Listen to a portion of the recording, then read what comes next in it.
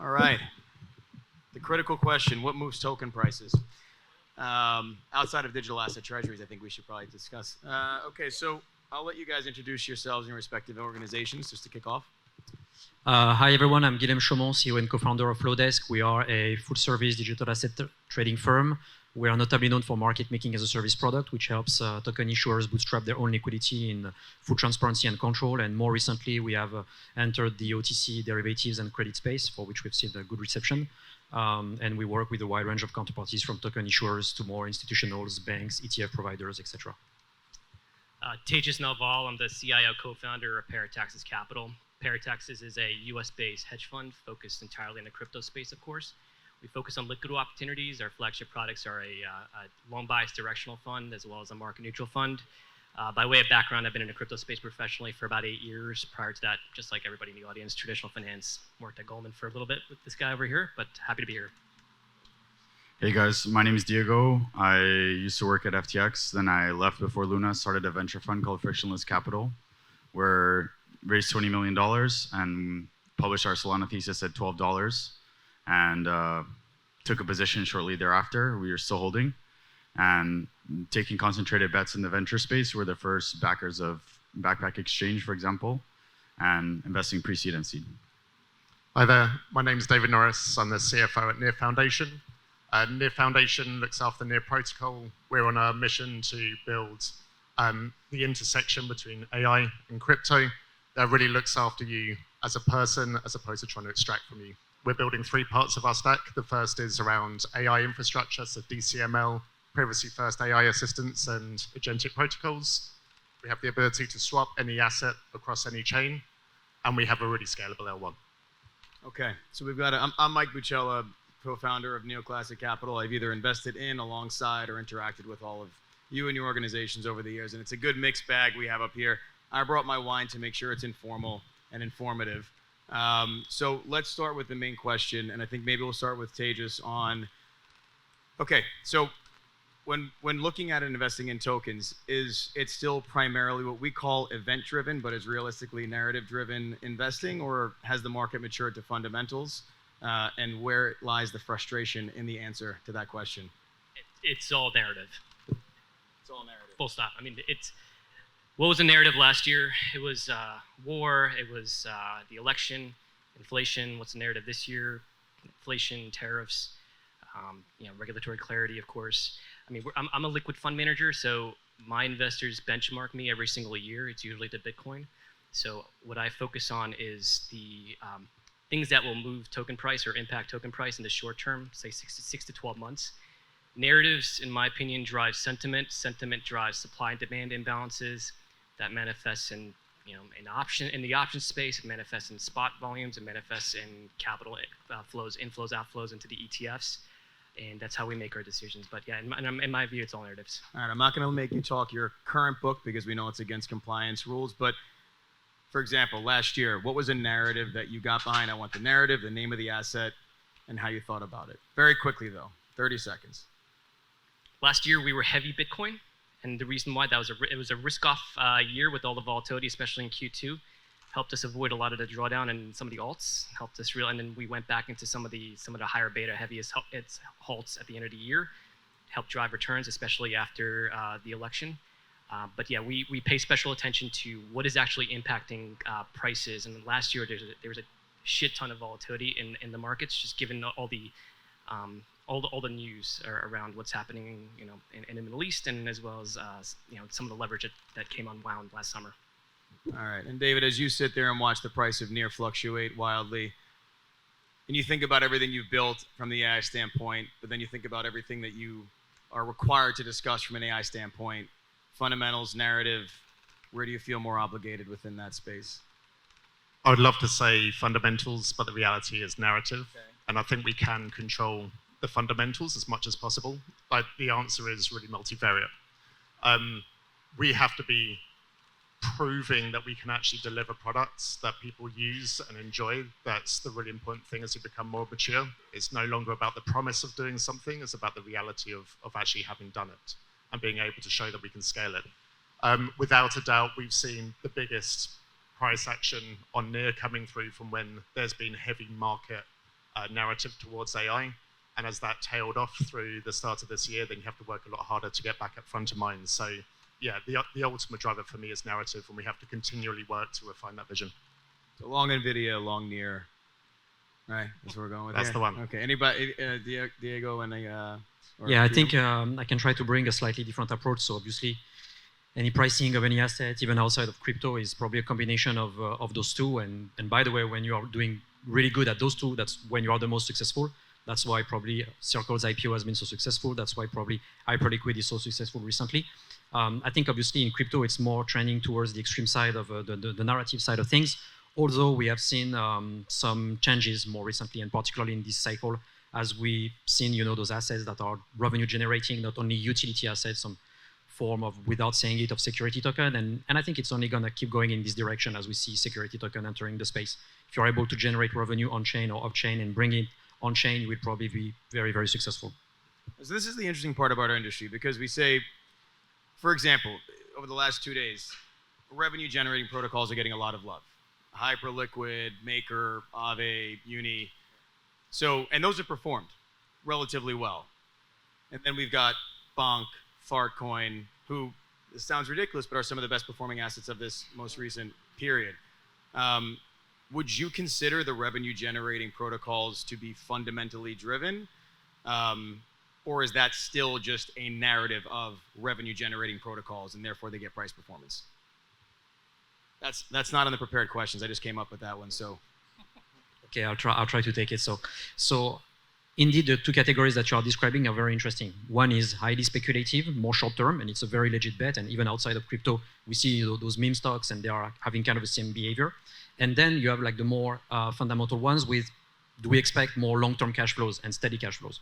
So I think those two are going to keep performing extremely well. It's not one against the others, exactly for the same reason that we'll always have meme stock in TradFi or whatever it is. And but I think, yeah, at the end of the day, this is speculation, either short-term or long-term. If it's long-term speculation, you need to bring revenues to the owners, either through dividends or through buyback. So I think this is where the market will converge eventually. Yeah, I would say also, if the metagame is narrative-driven, I think within the sort of metagame, people want to bet on the fastest horse with the best metrics. So Fartcoin. Fartcoin has no metrics, but it also has no ceiling, right? Because it's the power of the imagination. Like, there's no limit. It can't be fairly priced with DCF. So it's like relative valuation. It's getting comp to Shiba's all-time high, whenever that was, right? Or whatever. So it's a different asset, but I think generally, narrative game, goes from one thing to another, but people also want to bet on the fastest horse within that. Yeah. So I guess that's another point. So comp tables matter, right? So when we think about, okay, this is trading at X times revenue, or X time users or X times wallets, we're coming up with multiples all the time. In the treasury world, it's MNAV. I guess, so floating down the stack to where you can find these real breaks between what could be fundamental value and where the asset's trading, I think a lot of criticism has come around lately to early stage and post TGE assets, where there's a ton of early stage projects that have been funded by an overwhelmingly large amount of venture dollars. And the TGE is this hypercritical event. A broken deal is like a broken IPO. You don't know where it ultimately lands. But there are occasions where the market value and the actual underlying fundamentals, whether it be users in a gaming asset or users in a DeFi protocol, break because there was a poor TGE, or never, of course, with Flowdesk, but a bad market making arrangement. How and when do you take advantage of those situations or abandon them because they're unable to be resurrected? I'll just go really quickly. I think in the case of the bear market, you have like outflows. There's always coins that trade down 80-90% that have, escape velocity, or at least are doing something meaningfully differentiated. For example, in the case of Solana, you could buy Solana from 10 to 20 bucks for 10 months. You could buy as much as you wanted. And people didn't look at the block space. They didn't look at data propagation. They didn't look at the type of applications you can actually build with Solana and what it uniquely enabled. So the underlying metrics at the time were weak. TVL is down, developers are leaving, but it was still the only chain where you could build, on-chain order books or do all these different things. And it's the best UX for trading. And then, the bull market comes back, and now Solana, leading in terms of app revenue, 75 to 80% of app revenue in crypto. So I think there's a lot of people that are focused on the rotation game, going from, Sol to Hype to Agents to Tau to back to Hype, whatever. But they're not catching the big move, and they're not respecting the trend, which is towards better apps and better products. So they're thinking in too short term, but of course it depends on your time horizon. I think it's a little bit of a fallacy to look at the crypto market through an equity lens and apply traditional equity fundamental valuation methodologies to the crypto space today. Maybe one day in the future you can. I like to look at structural imbalances. So generally, when there is a significant amount of buyers, price moves up, significant amount of sellers, price moves down. So we look for events or catalysts that could trigger that imbalance. So to answer your question, Mike, if there are forced sellers in the market, historically it's been a good trade for us to be on the other side of that. Same way, we haven't seen too many forced buyers yet, but sometimes short term that could happen, especially if there's a heavy leverage on the short side. But those are the pockets of time when you see that I guess price really move away from some sort of fair value. I think the fundamental story that people try to tell, it's a way to support a thesis. It matters in the long term, but I think it's very difficult to take what's worked in the equity markets for hundreds of years and apply it to this asset class and expect the same kind of investor reaction or the same type of market behavior. Put the position on first, create the narrative following. I've always had this idea that you either need to be contrarian or early.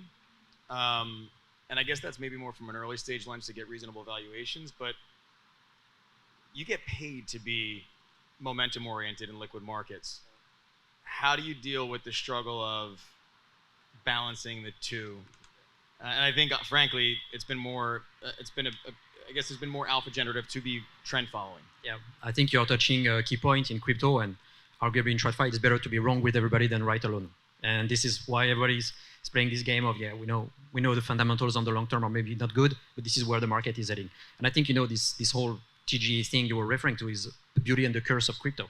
And I think if you look at the most successful projects out there, most of them have been building, sometimes releasing their product, and then much later on releasing their token. And I think for the same reason that you don't want to IPO a seed stage startup, you don't want to do your TGE if you don't have built anything, any form of real traction, because it's the recipe for disaster, particularly in this new market where you have much more derivatives, perpetuals, where everybody can just short your asset.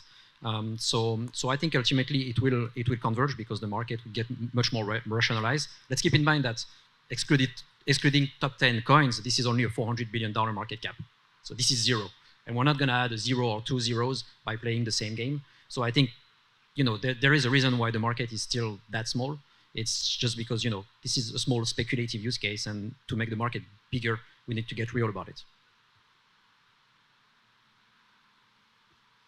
I'm gonna ask this question.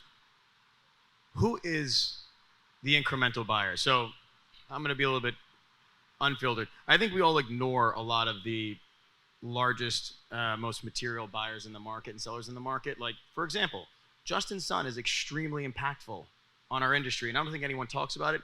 And I would venture to say very few fund managers in the West, if any, own TRX. So, when you think about narrative investing, who are you convincing, right? Like, who is the incremental buyer of the asset?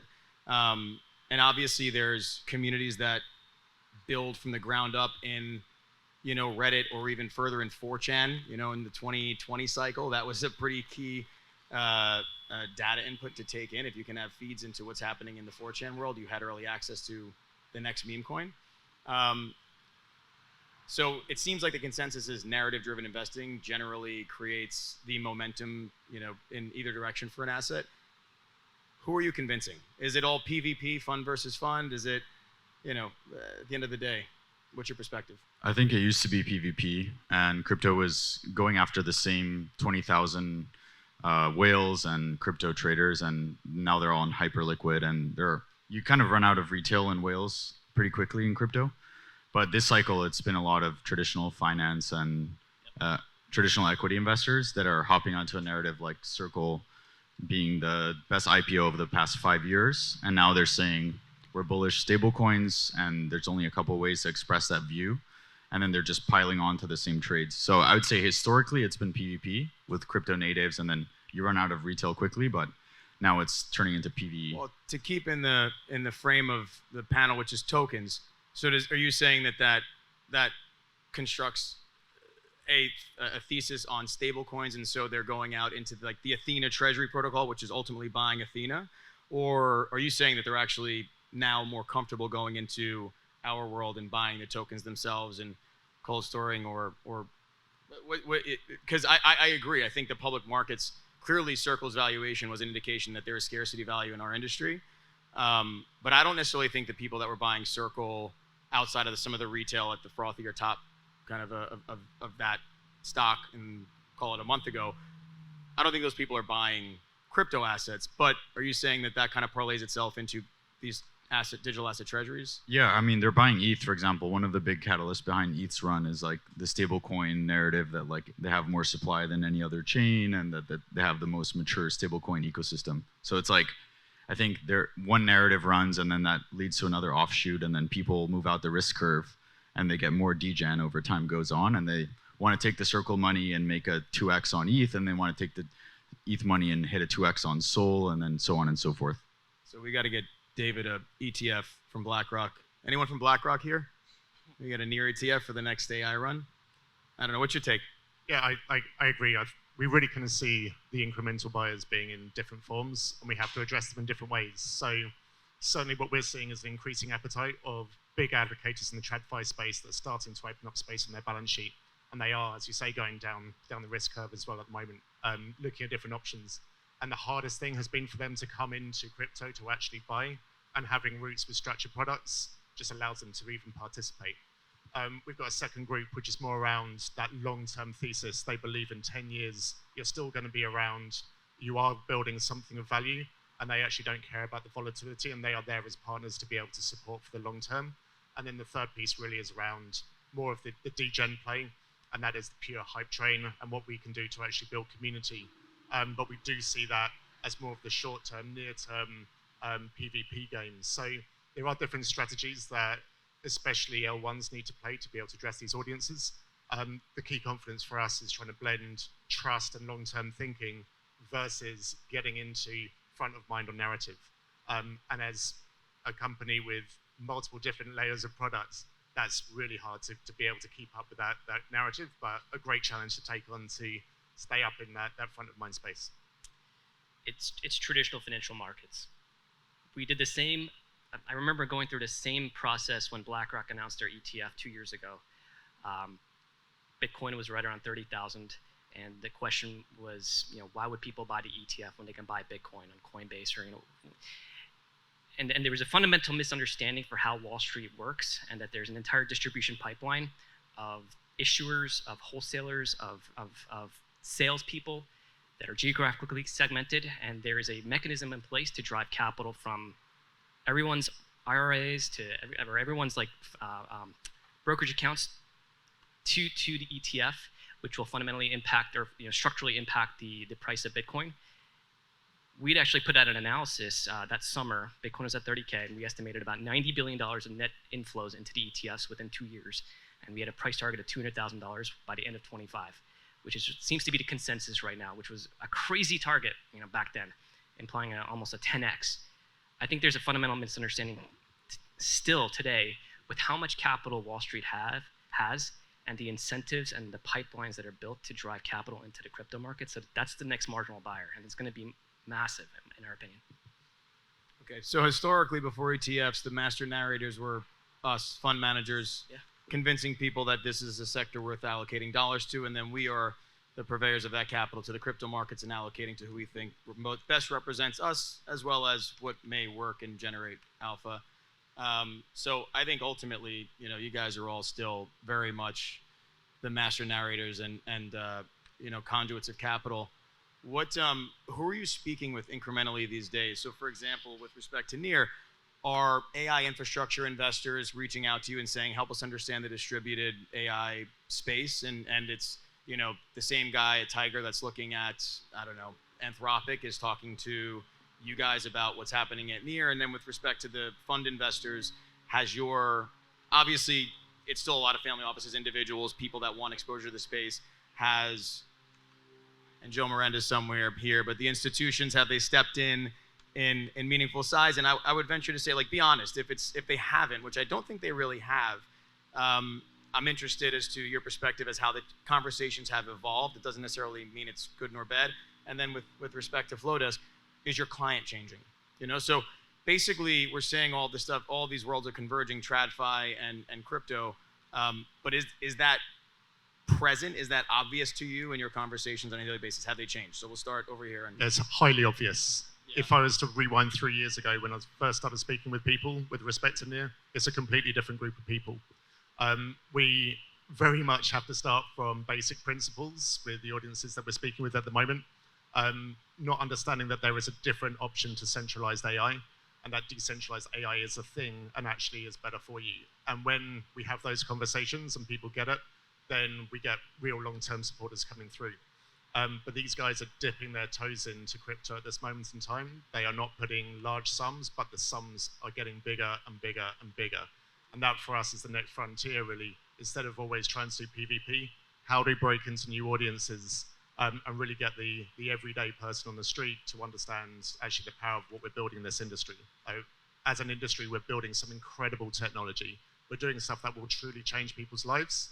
And the more that becomes a reality, the more we'll see new audiences coming in. So on our side, it has completely changed. I mean, I think for the first 3 years of this company, we were obviously 100% crypto native, working 100% with token issuers, utility token on market making. And now we work with the largest banks, whether that's DBS in Singapore on market making, Société Générale in France. We work with 4 or 5 of the largest ETF issuers. Obviously, we work with all the crypto-native institutionals, as we like to call them, meaning the foundations. And obviously, the next stage of the rocket that we are seeing, and that is quite big, is tokenization. We have dozens of immediate opportunities, which are extremely interesting. And I think... One second. Yeah. Give us an example of one of those that you're most excited about, or 2 that you're most excited about. I mean, we are a market maker for the BDL token from BlackRock, notably on Deribit, and I think it's just the beginning of it. Like right now, we've been using stable coins that do not give any yield as collateral. The day you can bring your money market fund, post it as collateral on the exchange, it's completely game changer. And what we see also coming is equities, starting with publicly trading equities, which will wrap their equity into a token. The other way that crypto was wrapped into ETFs first, and now in those publicly traded company trading at a premium, I think it will happen exactly the other way around. And those companies who will bring their dividends on chain will likely trade at a significant premium, exactly like those publicly trading companies adding Bitcoin to their balance sheet, maybe 1.5x, 2x, whatever it is. And I think this will drive a change that I think will be extremely fast. We had MicroStrategy first, and now everybody wants to do MicroStrategy. Why? Because for the money, obviously. So tomorrow, when your company is trading at 20, 30 price to earning ratio, you go on chain and boom, you have a 1.5x. Obviously, everyone will want to do it. And it will be legit because the use of this asset is completely different. Now you can rehypothecate much more easily, post it as collateral, get your dividends automatically, transfer them somewhere else, even arguably pay your employees with those. So I think it's about to happen. It will take some time, but we are seeing happening massively and across all the world from all institutionals and all parties. So this is very exciting. I think institutions continue to be on the periphery. They haven't been coming in. So from my perspective as a fund manager, we've been able to raise and continue to raise from family offices, RIAs, high net worth individual fund of funds. Institutions, I think, are still kind of dealing with the repercussions of the last cycle. A lot of folks had exposure to FTX or other folks.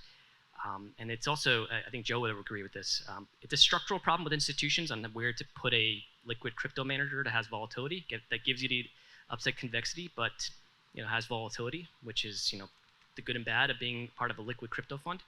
And so I don't know the dynamics or how those decisions are made, but until that categorization problem is solved on the institutional front, I think it's largely going to be more forward-thinking, more tactical and nimble players like family offices. I think some of these IPOs like CoreWeave, which started out as a crypto company, then pivoted, and then now Circle, are really hitting close to home for the traditional allocators, and they're now realizing that crypto can have huge outcomes in public markets. And even companies like Robinhood are leaning hard into crypto, and it's driving a lot of growth for them. So I think, to be honest, traditional allocators are looking at crypto venture increasingly as a way to fast track DPI, which is a huge problem in traditional venture. There's just a severe lack of DPI across the sort of like Web2 B2B SaaS investing space. And now they're looking at crypto, and there's businesses like Axiom that are doing 100 million in revenue in the first 6 months. Some of the companies we've invested in have done 100 million of revenue in a year. Like, there's a completely new paradigm now where you used to invest in tokens, and that was your source of liquidity and return of capital. Now there's an IPO market open as well. So now there's 2 lanes where you can make money on the token, or you can do an IPO. And you invest, you get equity plus token warrants, you have optionality on both sides. So I think the conclusion is that basically crypto venture is becoming just venture in the same way that crypto is just becoming fintech. Got it. And for those that don't know, DPI is effectively liquidity. So I think what you're saying is we're opening basically the deepest pockets of liquidity in crypto, which are traditional capital markets. All right. So in conclusion, I think the consensus is that the industry is still narrative driven. You all are the master narrators, so the industry is entirely in your hands. Good luck. Thank you, everybody.